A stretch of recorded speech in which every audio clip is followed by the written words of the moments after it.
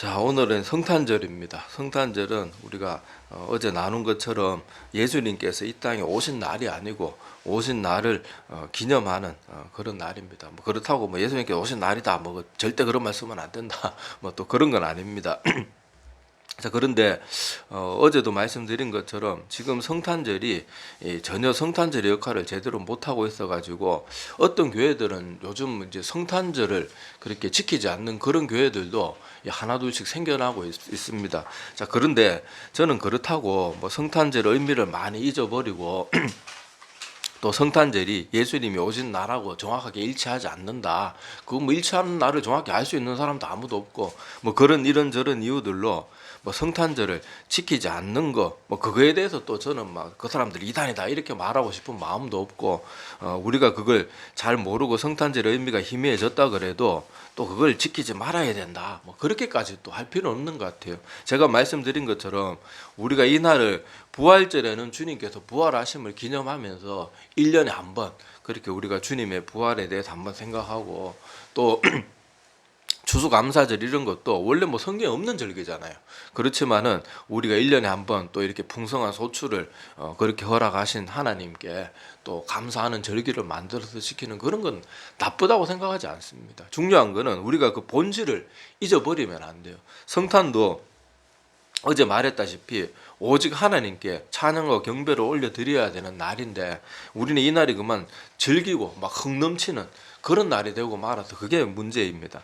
자, 오늘 말씀해 보면 어제도 같은 본문으로 그렇게 말씀을 나눴는데 자, 오늘은 이제 성탄절이기 때문에 오늘 본문의 말씀을 좀 하나하나 자세히 살펴보려고 해요. 자, 먼저 보면은 이 지역의 목자들이 예수님께서 이 땅에 오실 때 또 하나님이 이 땅에 어떤 큰 일을 하실 때는요 아무도 모르게 조용히 하지 않습니다. 구약의 성경에 보면은 이스라엘 백성들이 제 하나님 앞에 자꾸 범죄해가지고 큰 뭐 심판을 받게 된다든지 전쟁이 일어난다든지 뭐 나라가 망하든지 그럴 때 항상 하나님 어떻게 하셨어요? 어느 날 갑자기 아무도 모르게 한 게 아니에요. 이미 그런 일이 있기 전에 수십 년 전부터 선지자들을 계속 보냅니다. 그래서 항상 백성들에게 알려주고 너희들이 돌이키지 않으면 이런 일이 일어날 것이다를 명확하게 말해주세요. 그래서 성경에 보면은 하나님께서는 그 종 선지자들에게 알리지 아니하고는 일을 하시는 법이 없다고 구약 성경에 그렇게 기록이 되어 있잖아요. 자, 마찬가지로 예수님이 이 땅에 인간의 몸을 입고 오시는 것은 성자 하나님이셨잖아요. 그 하나님이 이 땅에 오시는 건 결코 작은 일이 아니에요.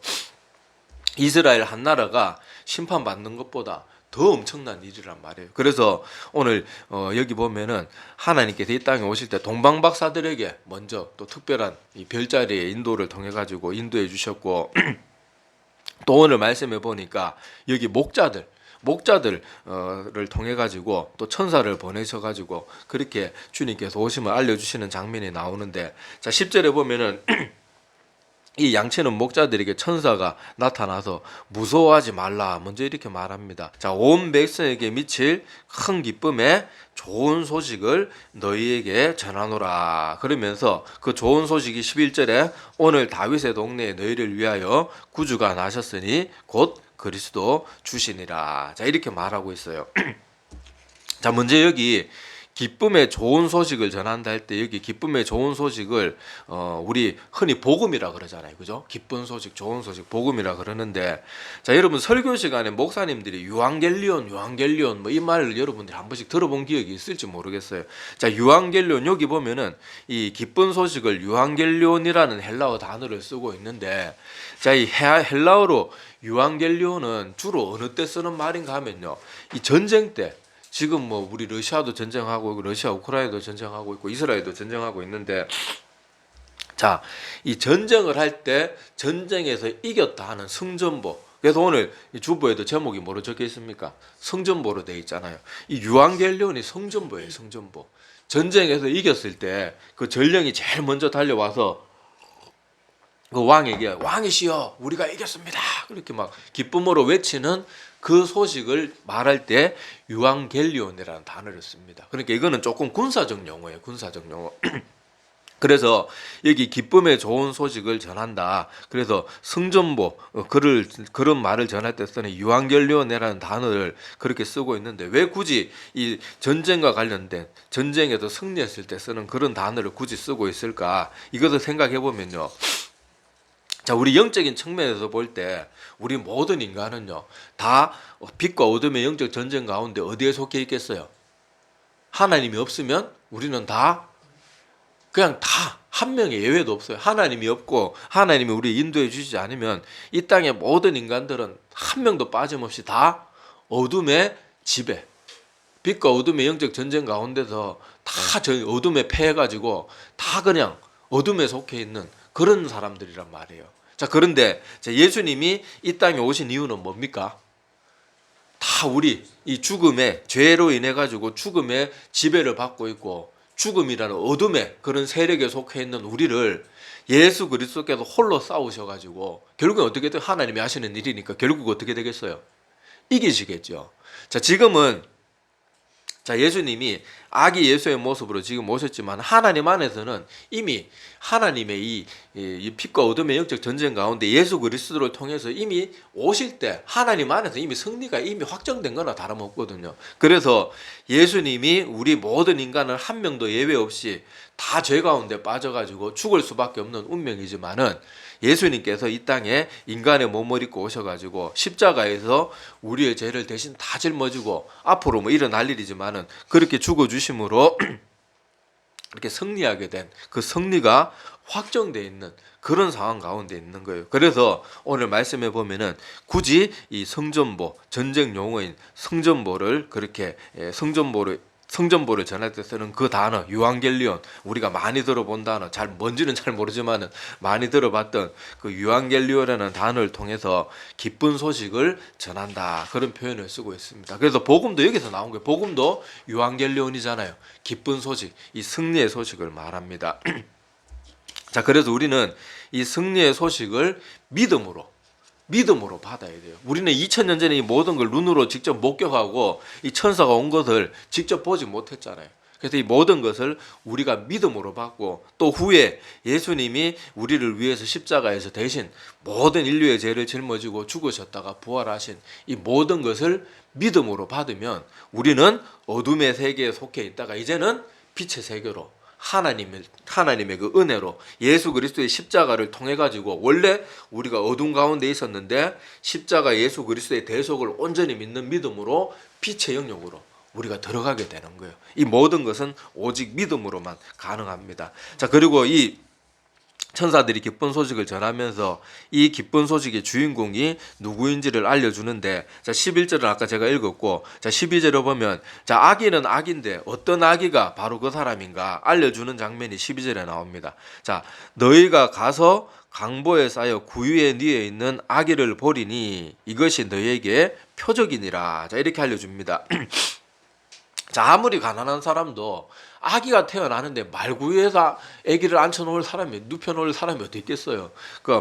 우리가 알다시피 요셉과 마리아는 지금 뭐 특수한 뭐 이렇게 잠자리도 구할 수 없는 그런 상황이 되어서 어쩔 수 없이 그렇게 말구유에 그렇게 뭐 아마 지프를 이렇게 폭신하게 깔고 또 여기 보니까 강보에 싸서 그렇게 눕혀두었겠지만은 이때 당시 이런 식으로 태어날 아기가 누가 있겠냐고요. 그래서 천사들이 알려주는 거예요. 한 아기가 지금 태어나긴 태어났는데 어떤 아기요?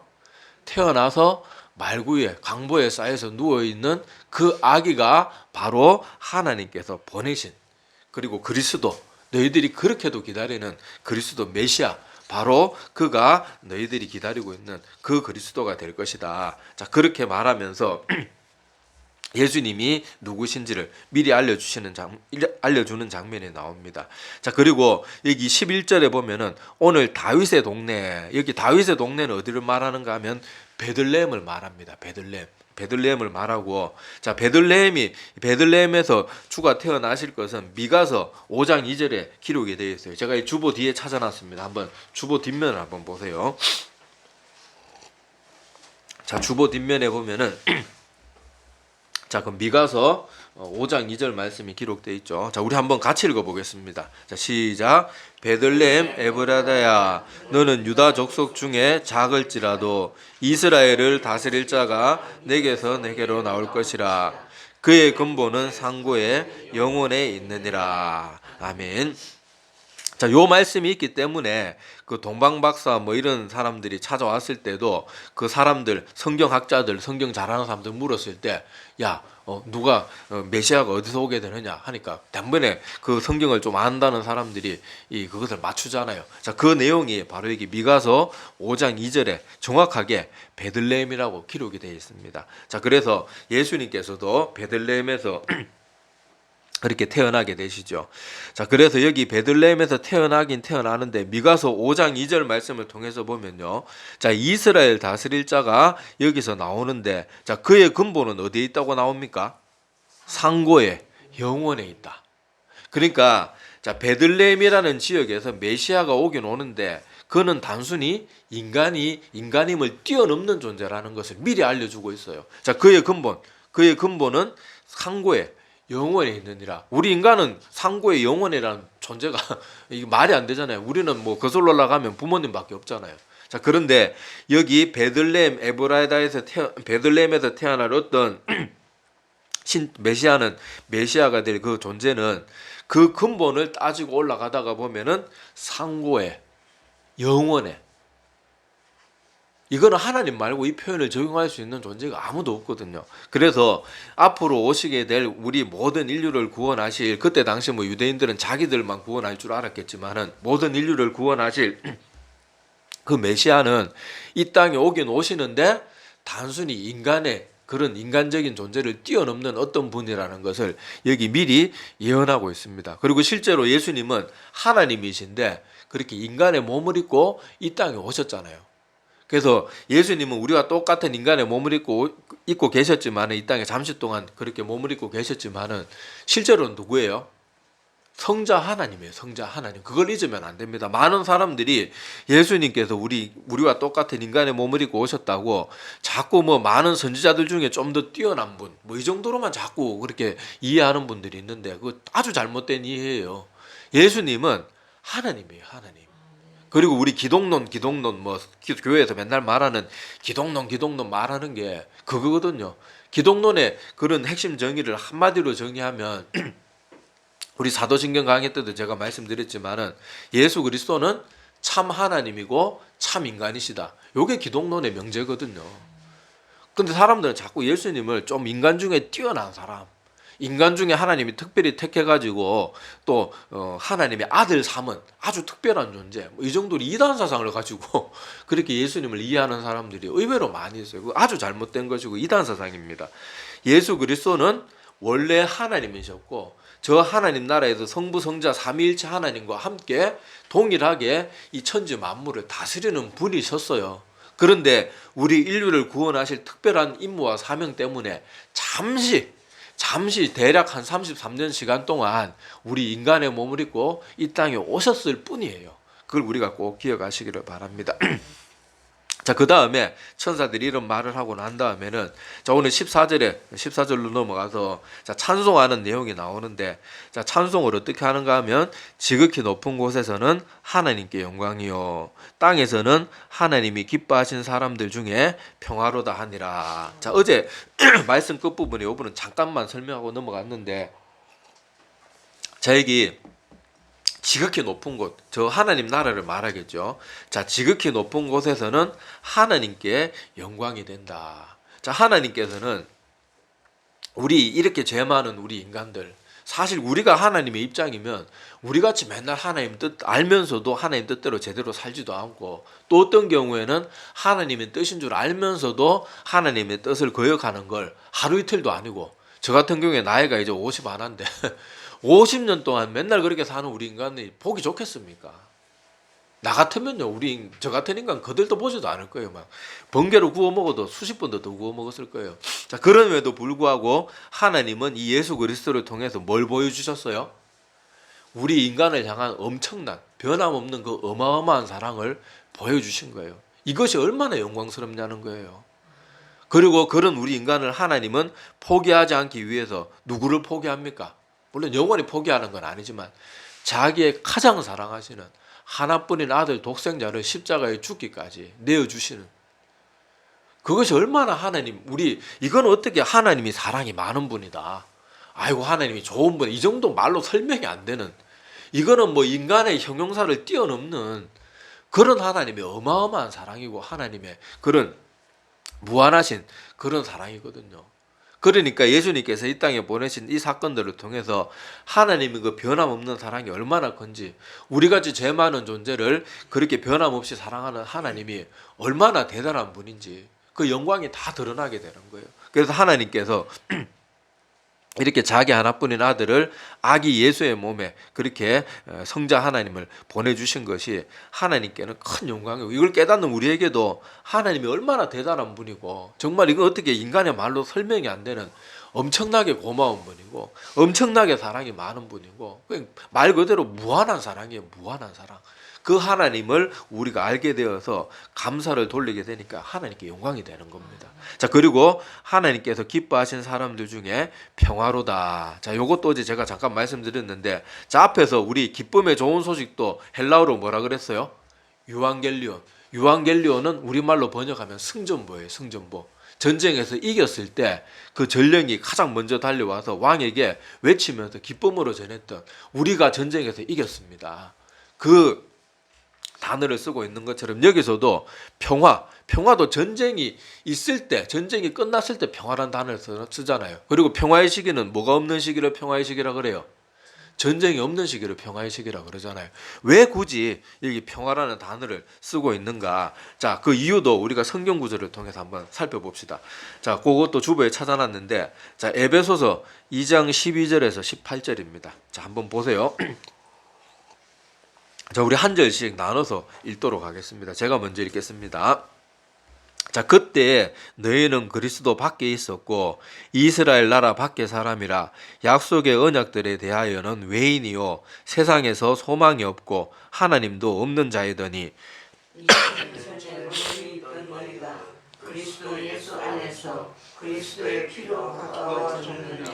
그는 우리의 화평이신지라 둘로 하나를 만드사 원수된 것 곧 중간에 막힌 담을 자기 육체로 허시고 법정으로 된 계명의 율법을 폐하셨으니 이는 이 둘로 자기 안에서 한 세 사람을 지어 화평하게 하시고 또 십자가로 이 둘을 한 몸으로 하나님과 화목하게 하려 하심이라. 원수된 것을 십자가로 소멸하시고 또 오셔서 먼 데 있는 너희에게 평화를 전하시고 가까운 데 있는 자들에게 평화를 전하셨으니. 같이 보겠습니다. 이는 그로 말미암아 우리 둘이 한 야감을 얻게 하려 하심이라. 아멘. 자, 오늘 이 말씀들에 보면요, 자, 어떤 단어들이 눈에 띄는가 하면은 우리가 원수되었다, 요 단어, 그리고 화평케 하셨다. 화평이란 단어를 순서로 바꾸면 뭐예요? 평화죠. 자, 이 화평케 하셨다는 말이 반복되어서 나오고, 뭐 막힌 담을 허셨다, 뭐 이런 단어들이 눈에 띄는데, 자, 이 단어들을 다 보면은 우리 인간과 하나님과의 사이가 어땠다는 걸 알 수 있어요. 예수 그리스도가 이 땅에 오셔서 막힌 담을 그 육체로 허셨다. 14절에 나오죠. 14절 뒷부분에. 자, 허시기 전까지는 우리 인간과 하나님의 관계는 마치 원수와 같은 관계예요. 원수와 같은 관계. 왜요? 하나님 우리 사랑하시지 않아서 그런 게 아니고 우리가 가지고 있는 뭐 때문에? 죄 때문에. 하나님은 죄에 있는 우리도 사랑합니다. 그런데 우리 가운데 있는 뭐는 사랑하실 수 없어요? 죄는 사랑하실 수가 없는 거예요. 자, 그래서 하나님과 우리 인간 사이에는 어쩔 수 없는 담이 생기는 거예요. 어쩔 수 없는 거리가 생기는 거예요. 왜냐하면 하나님께서는 우리같이 부족한 인간일지라도 여전히 사랑하는데 계속 뭐가 우리를 가로막아요? 우리가 가지고 있는 죄가 하나님과 우리 사이를 가로막고 있는데, 하나님께서 기뻐하시지 않는 그 죄를 우리 인간 스스로는 이겨내질 못해요. 이겨내더라도 또 다른 죄에 또 넘어가고, 또 심지어는 인간들 대부분은 또 자기가 모르는 죄도 엄청나게 많거든요. 그러니까 이 인간은 한평생 살아가는 동안 죄 문제에서 절대로 자유할 수도 없고 오히려 살아가는 시간이 길어지면 길어질수록 죄는 점점 더 많아지는 거예요. 그러니까 하나님과의 관계는 자꾸 어떻게 돼요? 점점 더 멀어지는 거예요. 그래서 이 딜레마를 해결하기 위해서 이 딜레마, 하나님은 우리 인간을 사랑하시는데 우리가 가지고 있는 죄 때문에 어쩔 수 없는 거리와 담이 생겨버렸는데 이 딜레마를 하나님이 어떻게 해결하기로 하셨어요?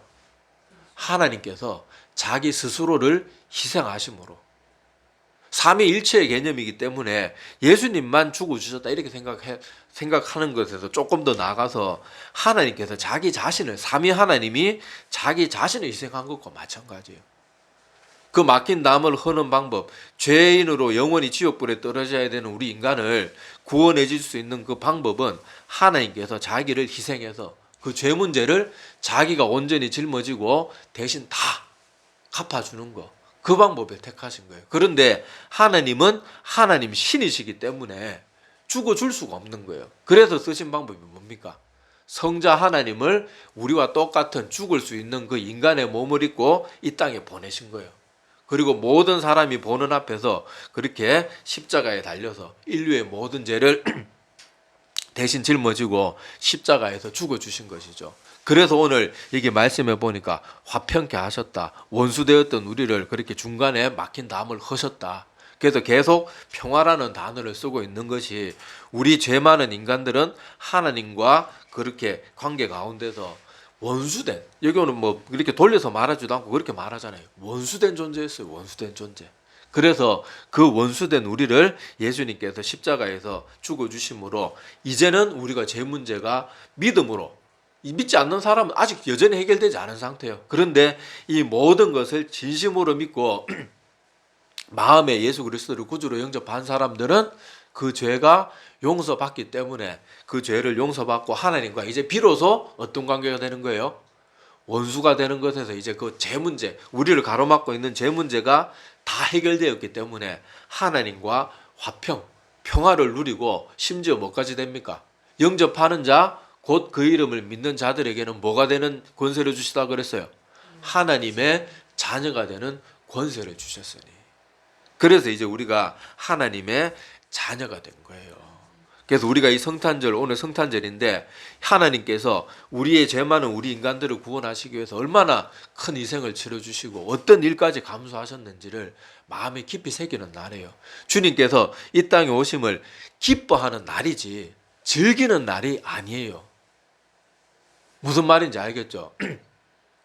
자, 성탄절은 예수님이 이 땅에 오심을 기뻐하고 우리는 죽을 수밖에, 지옥에 떨어질 수밖에 없는 존재였잖아요. 그렇기 때문에 우리가 지옥에 떨어질 수밖에 없는 우리 인간들이 예수 그리스도를 통해서 구원받을 수 있는 길이 열렸으니까 기뻐하는 건 마땅한데 즐기는 날은 아니란 말이에요. 그런데 우리는 지금 어디로 가고 있어요? 전부 다. 지금도 보세요. 여러분, 성탄 예배 때는요, 주일 예배 때보다 성도들이 훨씬 적게 참석합니다. 그 성탄절 12월 25일이 무슨 일해야 되는 날도 아니잖아요. 법정 공휴일로 정해져 있음에도 불구하고 여러분, 성탄절 예배 어느 교회나 가보세요. 주일 예배 때보다 성도들이 훨씬 적게 참석해요. 어떤 교회는 오후 예배 수준이나 수요 예배 수준으로 참석하는 교회도 있고, 다 어디 놀러 가고 없고, 데이트하러 젊은 애들은, 특히 젊은 애들은요, 성탄 예배 때 젊은 애들은 거의 없어요. 어린 애들은 찾아보기 힘들어요. 이렇게 가는 게 아니에요. 성탄절은요, 우리가 정말로 온 마음을 다해서 하나님 앞에 정말로 진심으로 감사하면서 기뻐하면서 예배 드리는 날이에요. 즐기고 흥청망청하고 그런 날이 절대로 아닙니다. 자, 그래서 오늘은 성탄절인데, 성탄절은 고난주간 부활주일, 이런 날과 똑같이 우리가 정말로 주님만을 생각하면서 기뻐하고 감사하는 그런 날이 되어야 될 줄로 압니다. 그리고 우리가 자꾸 이런 모습을 교회마저도 다들 잊어버리고 있는데, 이제는 우리가 정말 정신 차리고 성탄의 바른 의미, 크리스마스라는 단어 자체가 예수께 예배라는 그 단어에 딱 그 단어 자체가 그런 뜻이잖아요. 그 의미를 우리가 분명히 바르게 알고 성탄을 바르게 지키는 우리 모두가 되기를 간절히 소망합니다. 그리고 그렇게 즐기고 싶으면 어제도 제가 말씀드린 것처럼 교회에서 연말에 모여가지고 윷놀이를 하든지 그런 식으로 얼마든지 할 수 있잖아요.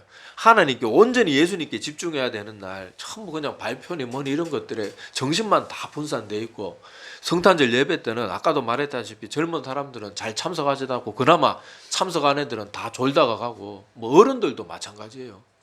성탄 예배 때는요, 며칠 전에 주일날 예배 드렸는데 또 왜 예배 드려야 되나 그래가지고 예배에 다들 집중도 안 하고 다 졸다 가고 엉뚱한 짓 하다 가고 뭐 스마트폰이나 만지다 가고 성탄 예배가 한 번도 그 어떤 주일 예배보다 더 막 은혜스럽다 이런 걸 제가 느껴본 적이 그렇게 어렸을 때부터 교회 다니면서 한 번도 본 적이 없어요. 성탄 예배는 꼭 마치 폐잔변들 모아놓고 그냥 겨우 막 때우는 식이에요. 때우는 식. 뭐 이미 큰 행사는 크리스마스 이브 저녁에 다 치렀고 성탄절은 모여가지고 그냥 마지 못해가지고 막 도살장 끌려온 소 그냥 끌어다 놓고 뭐 하는 것처럼 항상 성탄 예배는 항상 그렇더라니까요.